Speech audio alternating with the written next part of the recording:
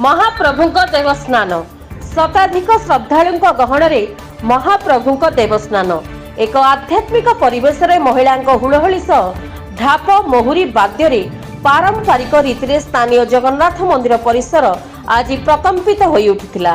महाप्रभुଙ୍କ ଏହି पवित्र देवस्नान दृश्य को बेस उपभोग करथिले शताधिक श्रद्धालु। आज सकाळ ठारू शताधिक श्रद्धालु विशेष करी अधिक संख्यार महिला माने नड़िया कदली धूप सह एकत्रित होई एही सुंदर दृश्य को उपभोग करथिले।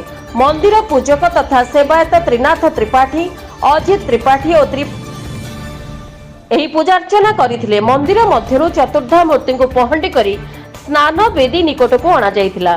परे वेदमंत्र पठन रे पवित्र कार्यटी समापन होइथिला। आज ठारू महाप्रभु अणसर रे रहिबे। घोष यात्रा दिन पुणी दर्शन मिलिबो। दीर्घ एक वर्ष परे आज पुणी चतुर्धा मूर्ति को श्रद्धालु माने दर्शन करी भाव विह्वल हो जाइथिले। नारायणपाटणारू P Niranjan Subuddhi report Republic Odisha साधारण लोकंक स्वर।